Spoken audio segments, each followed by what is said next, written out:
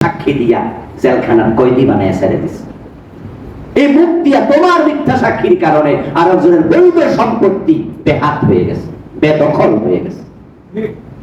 তোমার মুখের কারণে, মিথ্যা সাক্ষীর কারণে নিরপরাধ লোক ফাঁসির আসামি হয়ে গেছে। এই মুখ দিয়া তুমি কত কিছু করছো। এই জন্য প্রিয় নবীকে একবার জিজ্ঞেস করা হয়েছিল, মা তাখাফু আখওয়াফু আলাইয়া ফাআখাযা বিলিসানিহি ফাকালা হাদা। হে রাসূল, আমার জন্য আপনি সবচেয়ে বড় ভয়ের কারণ কাকে মনে করেন? মানে আমার সবচেয়ে বড় ক্ষতিকর কে করবে, আমার বড় দুশমন কে হবে?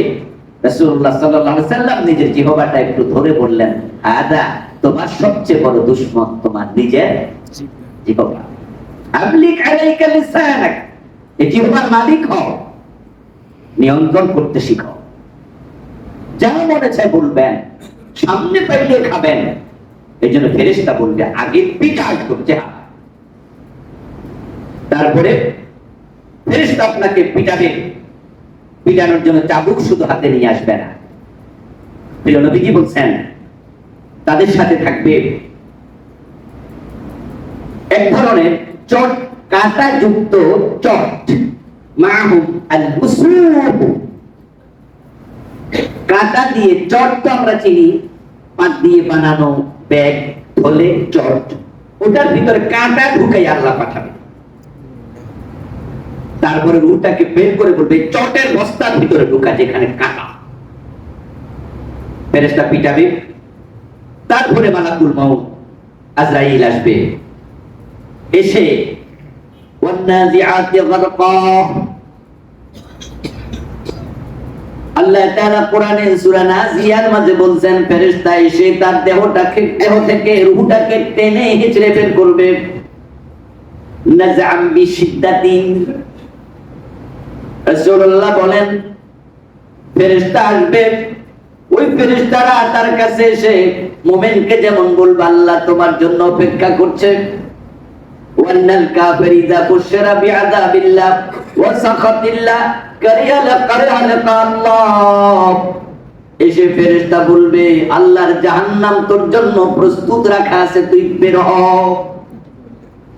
ওরে দেবে দুঃসংবাদ, আল্লাহর জাহান্নাম তোর জন্য প্রস্তুত, আল্লাহর আযাব অপেক্ষা করছে, আল্লাহ তোর উপর দারুণ নাখুশ। খুব বেজার। আর বেজার হবে না কেন?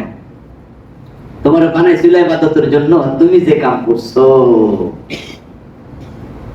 তোমার বানাইছে মানুষের কল্যাণের জন্য, কুনতুম খায়রা উম্মাহ উখরিজাত লিন-নাস। তুমি শ্রেষ্ঠ জাতি, সবার সেরা। তোমাকে বানাইছে পরের উপকার করার জন্য, লিন-নাস।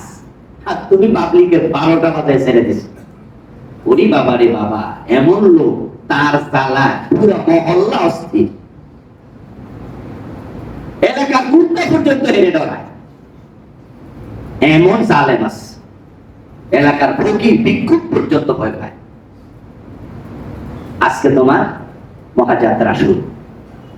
এখন তোমার আর কিছু করার নাই, যা করবে দৃষ্টির অন্তরালে। বডিগার্ড দাঁড়ায় আছে রাইফেল নিয়া, আপনার গায়ে মাছি মশা বসতেও চিন্তা করে বসা লাগে, আপনি এতটা সিকিউর।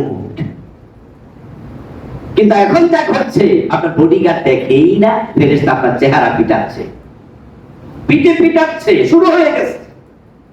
রূহকে বলবে বের হ, রূহ বের হতে চাইবে না। এরকম অবস্থা দেখে রূহ তো বুঝবে দেহের যদি এরকম সামনে কি আছে, রূহ দেহের বিভিন্ন জায়গায় পালাতে শুরু করবে।